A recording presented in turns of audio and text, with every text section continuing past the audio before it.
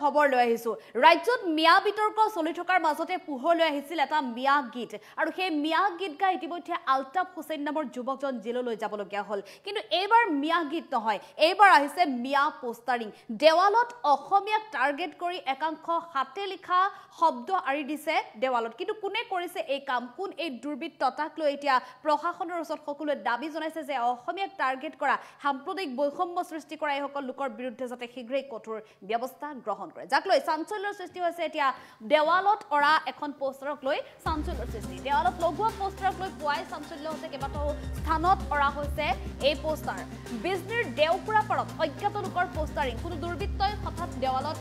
আৰি থৈ গ'ল এইসমূহ পোষ্টাৰ অসমীয়াক টাৰ্গেট কৰি হাতে লিখা বিভিন্ন পোষ্টাৰ আৰিলে দুৰ্বৃত্তই কিন্তু কোন এই সকল লোক কোন এই সকল দুৰ্বৃত্ত ঘটনাস্থলীত উপস্থিত হৈছে বিজনীৰ আৰক্ষী স্থানীয় লোকৰ মাজতো চলিছে এতিয়া এই বিষয়টোক লৈ বুবু বাবা সকলোৱে আলোচনা কৰিছে এই ঘটনাক লৈ যেটো তীব্ৰ চাঞ্চল্যৰ সৃষ্টি হৈছে সকলোৱে আলোচনা কৰিছে যে মিয়া গীতৰ চাঞ্চল্য মাৰ নৌজাওঁতে এবাৰ আকৌ পুনৰ হৈছে মিয়া পোষ্টাৰিং আৰক্ষীৰ তদন্ততে পোহৰলৈ আহিব ঘটনাৰ আৰত প্ৰকৃততে কোন জড়িত হৈ আছে দেৱালত লগোৱা পোষ্টাৰক লৈ পুৱাই চাঞ্চল্যৰ সৃষ্টি হৈছে সমগ্ৰ ৰাজ্যত এতিয়া চলি আছে মিয়া বিতৰ্ক এফালে যদি প্ৰথম উজনিৰ পৰা আৰম্ভ হৈছিলে মিয়া হতাও কাৰ্যসূচী আৰু সেই মিয়া হতাওক লৈ উজনিত বিভিন্ন দল সংগঠনে প্ৰতিবাদ সাব্যস্ত কৰি থকাৰ মাজতে দেখিবলৈ পোৱা গৈছিলে নামনিটো নলবাৰীটো মিয়াৰ প্ৰৱেশ নিষিদ্ধ ঘোষণা কৰিছিল আৰু সমান্তৰালভাৱে দক্ষিণ কামৰূপৰো বিভিন্ন স্থানত মিয়াৰ প্ৰৱেশ নিষিদ্ধ কৰি এক প্ৰকাৰ সমগ্ৰ বিষয়টোক কেন্দ্ৰ কৰি সামাজিক মাধ্যম কি সংবাদ মাধ্যম কি সকলোতে চলিছিল চৰ্চা বিষয়টোক লৈ আৰম্ভ হৈছিল বিতৰ্ক আৰু এনে বিতৰ্কৰ মাজতে একাংশ লোকে সাম্প্ৰদায়িক বৈষম্যৰ সৃষ্টি কৰিবলৈ সামাজিক মাধ্যমত দিছিল উচতনিমূলক মন্তব্য আৰু একাংশই ৰচনা কৰিছিল গীত আৰু সামাজিক মাধ্যমত যিসকল লোকে এনে ধৰণৰ সাম্প্ৰদায়িক বৈষম্য সৃষ্টি কৰা উচতনিমূলক মন্তব্য কৰিছিল তেওঁলোকৰ বিৰুদ্ধে প্ৰশাসনৰ তৰফৰ পৰা যেটো নিৰ্দেশ দিয়া হৈছিল এনে কাৰ্য কৰিলে ব্যৱস্থা গ্ৰহণ কৰিব কঠোৰ ব্যৱস্থা গ্ৰহণ কৰিব শাস্তি দিয়া হ'ব আৰু তাৰ লগে লগে গীত ৰচনা কৰি বাংলাদেশৰ শেখ হাছিনা চৰকাৰৰ বিৰুদ্ধে যি গীত আছিলে সেই গীতৰ আৰ্হিৰে অসমত মিয়া গীত ৰচনা কৰি মিয়া গীত উলিয়াই অসমীয়াক টাৰ্গেট কৰি অসমীয়াক অপমান কৰি যি গীত ৰচনা কৰিছিল আলতাফ হুছেইনে অৱশেষত ক্ষমা খুজিবলৈ বাধ্য হৈছিল কিন্তু ক্ষমা খোজাৰ পিছতো সামাজিক মাধ্যমৰ পৰা সেই ভিডিঅ' ডিলিট কৰাৰ পিছতো আৰক্ষীৰ জেৰাৰ সন্মুখীন হৈছিল আৰু আৰক্ষীৰ সোধপোছৰ পিছতে গ্ৰেপ্তাৰ কৰা হৈছিল আলতাফ হুছেইনক বৰ্তমানো আৰু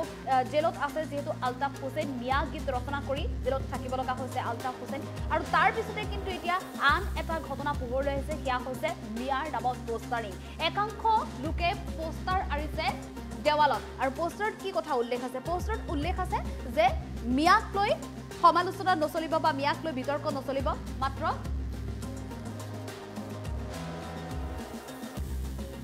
দুৰ্ভাগ্যজনক আৰু ইয়াতে 100% চিয়ৰ দুষ্ট চক্ৰৰ এটা হাত আছে সন্মুখত 2025ৰ নিৰ্বাচন তো দৰাচলতে এই সমগ্ৰ পৰিৱেশটোৱে কিবা এটা আমি এটা গন্ধ এটা আমি বিচাৰি পাইছোঁ আমি আৰক্ষীক দাবী জনাইছোঁ যে যিয়ে দুষ্ট চক্ৰৰ এই আছে অনতিপলমে তেওঁলোকক কৰায়ত্ব কৰক কাৰণ আমাৰ সমাজখনক দ্বিখণ্ডিত কৰাৰ কাৰণে যি মানে গোটেই অসম জুৰি যি পৰিকল্পনা সেই পৰিকল্পনাৰ যেন এটা অংশৰূপ হৈছে এই পোষ্টাৰ তো যিটো এৰিয়াত আমি এই মুহূৰ্তত আছোঁ তেনেকুৱা ধৰণৰ বিশেষ যে কোনোবাই আহি কৰিব এইটো কিন্তু 100% আমাৰ মনে নধৰে কিন্তু সকলোৱে গম পায় যে আচলতে গোসাই ঘৰত কণ মই কল খোৱা নাই তেনেকুৱা ধৰণৰ এটা ইনচিডেণ্ট যেন এইটো মোৰ অনুভৱ হৈছে প্ৰথম কথা হৈছে যে মই ৰাতিপুৱাই আমাৰ উত্তৰবাৰী যুৱ মৰ্চাৰ সভাপতি গোপাল ৰাজবংশী তেওঁ মোক কথাখিনি জনালে আৰু তেওঁ মোক ফটো মাৰি দিলে মই লগে লগে প্ৰশাসনক আমাৰ SDPOক মই জনালোঁ আৰু লগে লগে মই নিজেও গৈছোঁ SDPO গৈছে বস্তুখিনি আমি উদ্ধাৰ কৰিছোঁ আমি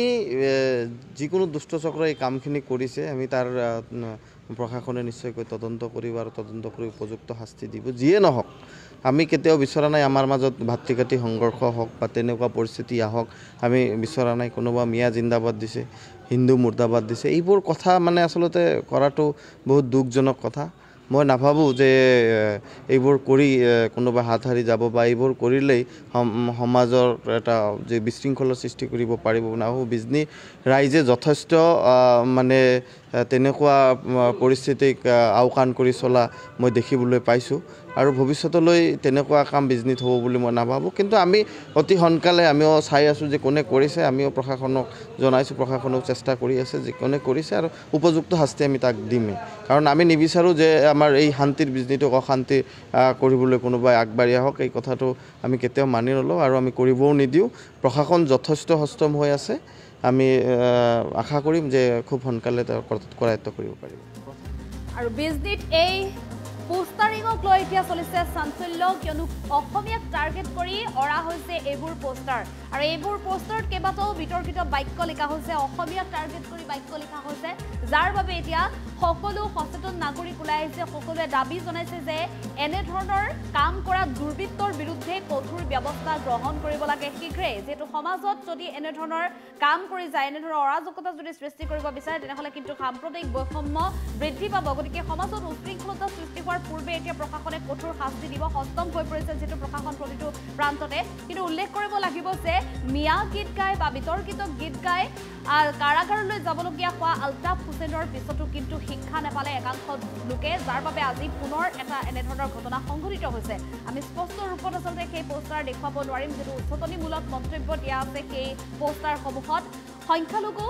একাংশ লোকে এনেধৰণে অসমীয়াক টাৰ্গেট কৰি কি বুজাব বিচাৰিছে তাক লৈ সকলোৱে ক্ষোভ প্ৰকাশ কৰিছে কিয় এনেধৰণৰ ঘটনা সংঘটিত হৈছে তাক লৈ এতিয়া সকলোৱে ক্ষোভ প্ৰকাশ কৰিছে আৰু ঘটনাস্থলীত ইতিমধ্যে বিজনী আৰক্ষীৰ এটা দল উপস্থিত হৈ এফালৰ পৰা তদন্ত অব্যাহত ৰাখিছে সেই পথেৰে কোন অহা যোৱা কৰিছিলে কিমান সময়ত সেই পোষ্টাৰিং আৰিছে সকলো তদন্ত ইতিমধ্যে আৰক্ষীয়ে আগবঢ়াই দিছে আৰক্ষী তদন্তৰ পিছতে সমগ্ৰ ঘটনা পোহৰলৈ অহাৰ সম্ভাৱনা